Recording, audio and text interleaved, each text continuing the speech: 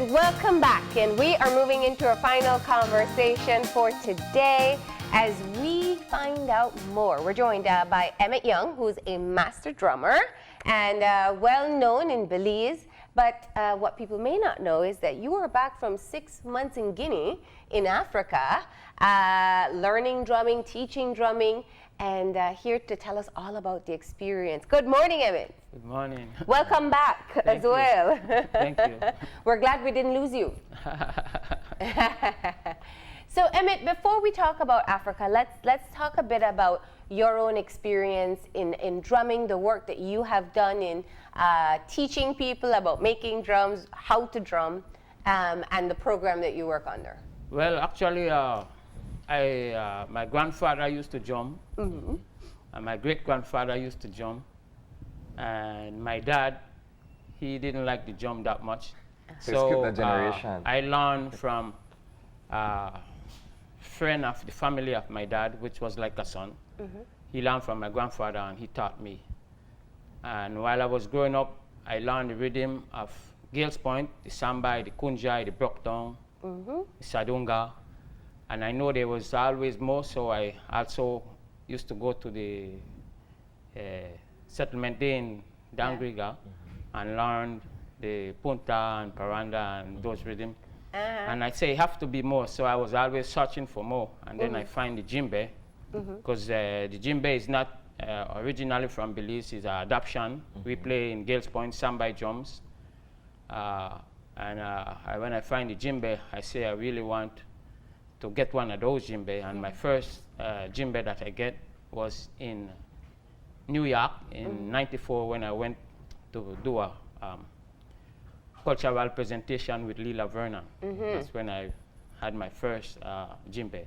And my first djembe class was in 1997 in Cincinnati, Ohio, with a master drummer from United States that studied in Guinea named Ojinga Kamisi. And what made you fall in love with the djembe? And what is the difference between the djembe and, let's say, the Sambai drum that we use? Well, I like the djembe because you have a similar song to the Sambai drum. It's just more depth. You have more range, more sharper tones. This is an example. Yeah, this is a djembe. This is your 12-year-old drum. Yes. So show us the difference in the sounds. Well, the djembe, you get the low song in the middle, which is the gun song, the bass. That's the bass song. Then we get the middle tone here. And then we get the slap here. This is the high note. So those are the basic three songs, bass, tone, and slap. So on one surface, you have 3 different tones being played. Yeah, 3 different range, yes. My question to you, how does the drum speak to you in terms of you falling in love with the music of the drum? Well, when I play the drum, it just free my soul. I get joy from playing it. I could be in the baddest of mood and I go to my drum and play and I just get enlightened. So I really love the drums. We know that you've done quite a bit of work with the Creole Council and you work with children and other people teaching them drumming. Why has this become such an important part of your life? Because you can love it and play it for yourself and for a party, but you want to teach others. Right. Well, me having the knowledge, it don't do me no good if I keep it for myself. So I love to share and pass on this knowledge. As well, as you know, in Belize, most of the culture, most people know in terms of drumming is from the Garifuna culture. And in Gales Point, we have some unique rhythm. Like I say, we have the Kunjai, the Brockdown, and the Sambai. Those are the main rhythm that still survive there. So I promote that. But I also respect the other culture because all culture have merit and all culture is important. And once you lose your culture, then it's gone. You got to try to save what you have. And I don't try to adapt other people's culture. If I do, I incorporate it with what I already have so that they can grow, help me to grow. And when I work with the youths, this is how I feed my soul. So I said I feed my belly when I teach the tourists and charge them And then when I work with the local people, the youths, and even adults of Belize, of my own people, I feed my soul. All through drumming. All through drumming. Now, the visit and the stay in Guinea, the description from what I'm getting seems to be some sort of a pilgrimage to find more music in drumming. What was that like for you? Oh, it was amazing. Well, to tell the truth, I've been trying to reach Guinea for over 20 years, West Africa, to learn about the djembe. Because when I find the djembe and I find the music, I will say, man, this is the stuff. I really need to grasp it. So over the years, I always used to tell myself, I want to go to Guinea. I want to go to Guinea. And I've been teaching myself the djembe, and sometimes people would come to Belize that know a little bit, and they would share with me. So that's how I was learning the djembe. And then I went to last year, August, I went to Mexico to a 1-week jump conference, but it was more than jump conference. It was music. It was many instruments from Africa, the balafon, the goni, the crane. We have Brazilian capoeira. We have congas from Cuba, dance and drumming. So all that was going on, and I take the jump class. And then these guys from Burkina Faso, which is also West Africa, they had a group there. And they were scheduled to play the last night, which was the Friday. And the Thursday night, every night they have music after the workshop. And I was really tired the Thursday night, and I said, man, I'm just going to go to bed. And then while I was in my bed, I hear this drumming. And I said, wow, this has to be the guy them from Burkina Faso. So I get up and I say, I want to see them. And when I went to where they had in the music, it was these Mexican guys playing. I was like, wow, they blow my mind. Yeah. And then I say, I have to go to Africa. And so that what really give me the push, because I says, if the Mexican, they can play on that level, then we need to take it to another level. So how did you get the opportunity to go? After 20 years of wanting to go, what finally opened the door for you? Well, that's what I just said when I was in Mexico. Yeah. And I see these Mexican play on that level. Yeah.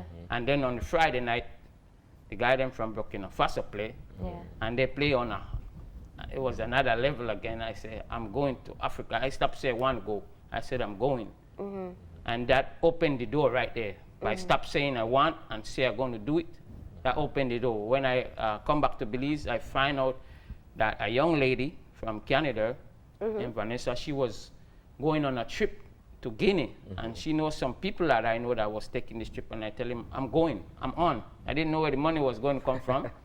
I say, I'm on, and she said she can charge it on her credit card, and I pay her back. And I said, I'm doing it. Wow. And then You didn't know where you were going to stay. You didn't know what you were going to do there. Nothing. You just... Well, I know the people that she knows in Canada was taking the trip. So I say, I'm going to go. And then I contact them. She give me information. I contact them and tell them I want to go on the trip. And they tell me what I need, how much it's going to cost. And I say, I'm in. And everything's fall in place from there. So what did you do when you arrived in Guinea? So when I arrived, the first day when I arrived like in the night, like 4 o'clock. So that's in the morning. And then they took us to where we were staying. And then that evening, we went to a birthday christening, we call it here, christening. But they always have music. Every activity they have music. So they had the djembes up front. They had a trap set and 2 guitar player, a keyboard. And the djembe player, he was playing 2 djembe. And as I arrived to the christening, and the brother, it was his young brother that took the trip, was playing. He introduced me to him and everybody else, and he handed me one djembe. He said, come and play. And I was like, no, you play. You know. And then I take some photos, and by the middle of the christening, I was playing the djembe with him. Yeah. Yeah, and he became my djembe teacher. All when I was Guinea, I studied with other people. First, he was his his dad. His dad is a well-known, famous djembe player, Lansana Jeliba. He teaches many of the old djembe players. He was my first teacher. Wow. What did you learn in terms of the overall experience of having been to Guinea? I would presume that you were able to, in some ways, connect with your African heritage. What did you learn overall from that experience? Oh, well, when I was in Guinea, this was my last, I find my last family. It was like everybody embraced me. And they also thought I was Susu. They were speaking Susu to me. A lot of these things that I do and talk to them about, they say, oh, you must be from the Susu people. And the music is amazing. The djembe ensemble with the dunduns, the djembe, the krin, the goni, the balafon, the bolong. They have so much traditional instrument. Yeah. Did you only learn the djembe, or did you try to learn the others too? My idea was to study the goni and the balafon, but it was too much for one person because I have to learn the djembe, then I have to learn the dundun parts. Because the djembe is not only the djembe, this is just one part of the whole music. We have the djembe, first djembe, second accompaniment djembe, sometimes third, and then we have the dundun bar, which is the big drum, the bass drum. We have the sangbang and the kinkini. So it's a whole ensemble of drum. And you learned all those drums, how to play first, second, third, and the other two. Yeah, but it's still a lot. So I learned a lot in 6 months, but it's a lot more to learn. Yeah. So you said you learned with the father, the master, and with some other people as well. Well, after Lansana Jeliba, I studied with his son, because after the guy that took me coca salad, the abate, he went back to Canada. He stayed 2 months. I stayed 6 months. They went back in 2 months. And I stayed and Alai Jubate, which is 24 years old, which become my teacher. Yeah. This guy, he's an amazing player. What was the difference between the younger teacher and the older teacher? Was the tradition still the same? Well, they are Jeliba. Jeliba, they are griot. So this is their tradition. They grew up and learning. So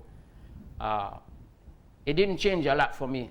What it did, working with the younger brother, with Elijah Bate, he pushed me more, even to a higher level, because he plays on a high, he have more energy. It make you want to play like you 24. Right. So it was amazing to have him around too, because he's just just a wonderful brother in himself, and he taught me a lot. He taught me a lot about the djembes, about technique, about vocabulary, because the djembe you're speaking when you are playing, you're talking. It's the Malenke language they speak. It's actually a language they sing. So you learned the language too? I learned a lot. Okay. Still a lot more to learn, but I understand much better about the djembe and what it represents, and a lot of the ceremonial rhythms. They have ceremonies all the time. Like they have Guinefari, which is for the women, where it's only women dance. They have Yole, which is also a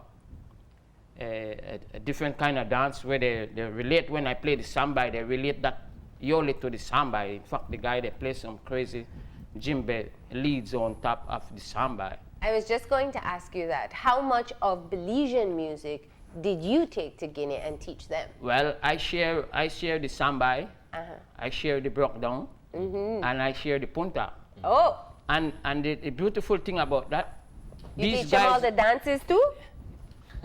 The samba. The beautiful thing about that, when these guys hear the music, they say, oh, this is nice, but we can add so much to it, make it even more richer. Like when my teacher, the young brother Elijah Bate, when I play the samba, he says he would really like to come and work with my group, and so we can enhance the music, make it more rich. Oh, wow. Yeah. That's an interesting experience. Yeah. So you stayed for 6 months. I'm sure you wanted to stay longer or stay permanently, but you came back to Belize. What is the first thing you want to do now? Well, the first thing I want to do, and I'm already doing it, is working with the youth and sharing what I have learned, and also take my djembe group to another level. Yeah. Are you doing this through a formal program, or is this being done on your own? Well, I have the Maroon Creole Jump School. Yeah. We have the program that I funded, Jumps Not Guns. Yeah. I work with diligently with the youths, and I work with also the National Creole Council. Yeah. Yeah. And many times, even with Niche, I'm very grateful for Niche because they also help me reach to Guinea. They help me with my plane ticket. Yeah. No, Proud of it. and I was going to ask that because you said you charged it on somebody's credit card, which means you had a big bill to pay afterwards. Have you Well, covered the cost of the trip as yet? Actually, before I leave, I had paid some from my own money, and then Niche Helped you with the yeah. rest.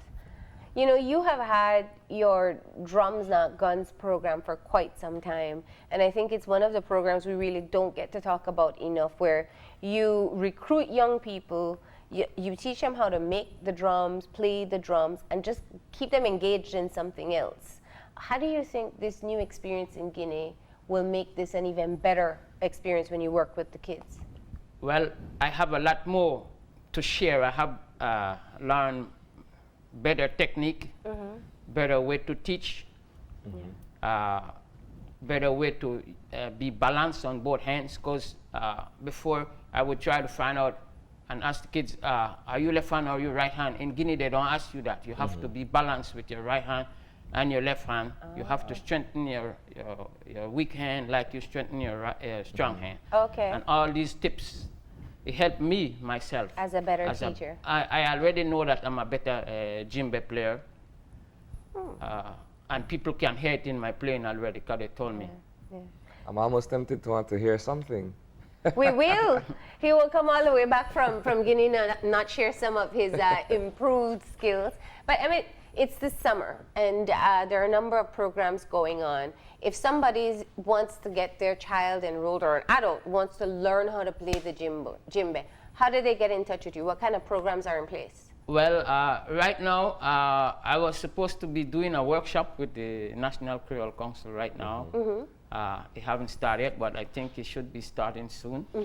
So I don't know. I can't say if they have everybody sign up, but if in the city, if people want to learn, they should check with the National Creole Council because they have a program that should be coming on. Okay. And I think that would be for 2 weeks. Okay. Good. Djembe course. So you can contact the National Creole Council as well. So we're going to get you set up so we can hear a bit of your own playing so people know what you have learned. We'll get an extra chair on here because this one is too low, right? Yeah. Yeah, we'll get it on. Yeah. Well, since I don't have the whole ensemble, I'm just going to do some improvisation with the djembe kandis with traditional solos. Yeah.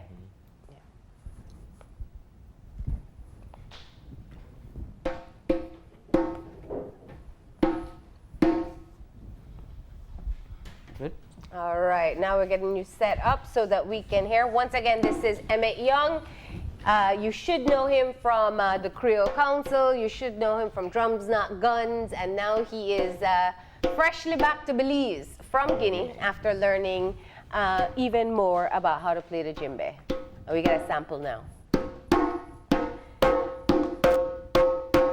So this is tone on the djembe. Slap. Bass. Both hands.